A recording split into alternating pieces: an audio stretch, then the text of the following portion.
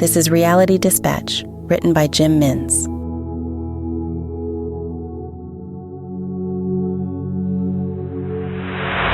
October 31. I write this just as I've returned from the walled city. Jamie is dead, and I'm all alone. We scaled the walls in the morning with empty sacks on our backs. It was our turn. We promised Adriana, Seraphine, Amanda, and all of the children that we would bring back food and supplies. No one who had ventured into the city in 2 years had returned with anything. Not that I knew of anyway. Not that anyone knew of. The walkers had devoured anyone who dared stray inside.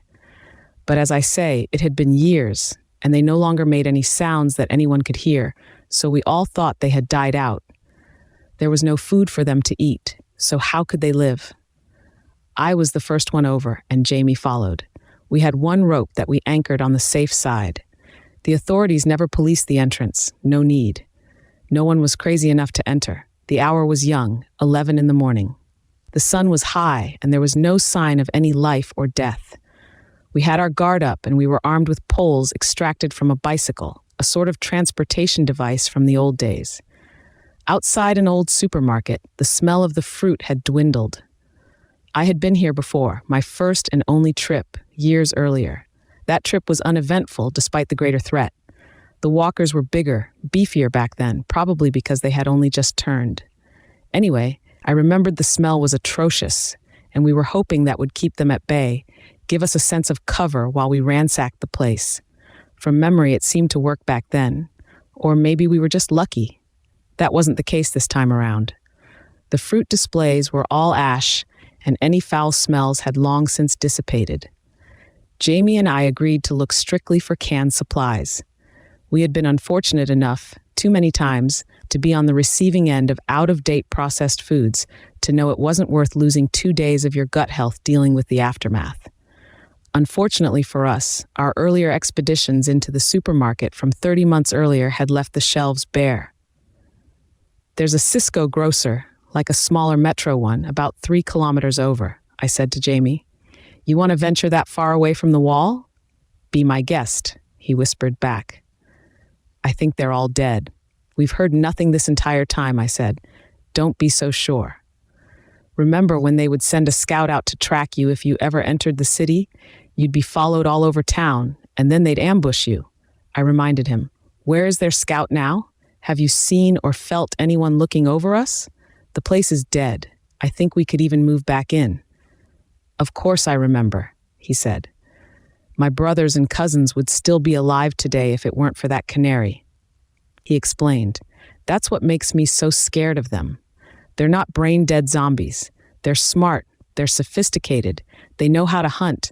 That's why I'm scared to be here even now, after all these years. But they've had nothing to eat in all that time. No one's been in here. Surely they're all wiped out, I said. They're smart, he said. They know how to adapt. Someone gives the orders, and the underlings follow them. That tells me there is a structure to their society. That tells me there is a sophistication that we can't understand, and we aren't prepared for. Such people would know how to lie low and strike when the time is right. 2 idiots strolling through their town scavenging for canned goods presents a perfect opportunity to strike, he said. So where the hell are they then? I complained. Why did you come if you're so scared of them? Like I said, just a theory. I hope I'm wrong. Either way, our kids gotta eat, he said.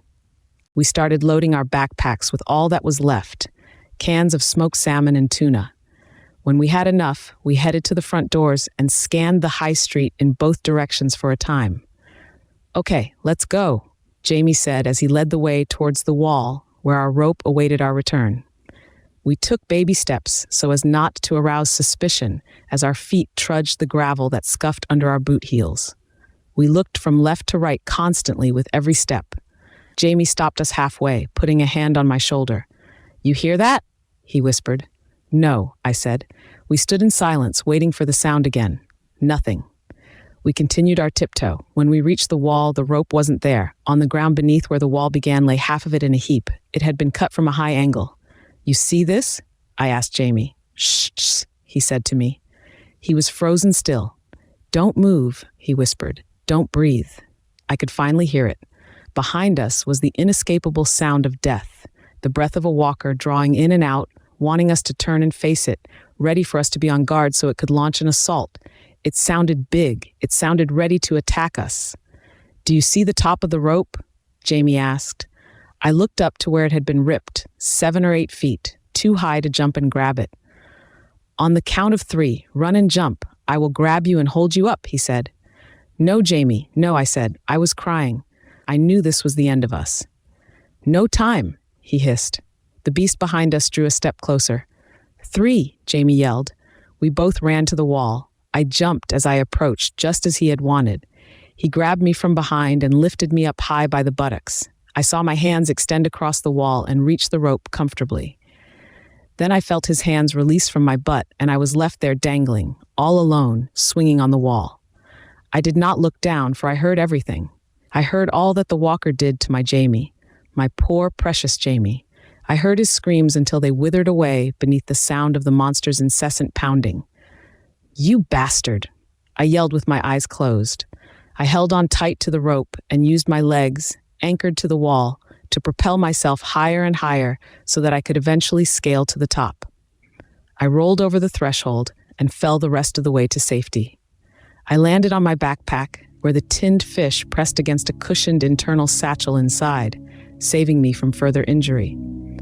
Although the landing did hurt, the pain in my heart, the shock in my soul, stopped me from feeling it.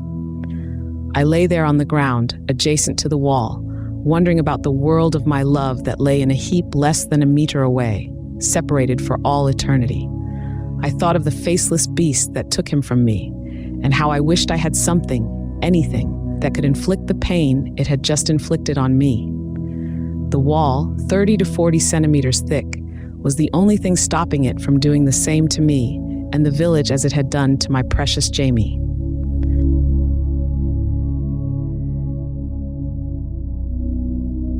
For more stories of fact-based fiction, head to jimmins.substack.com.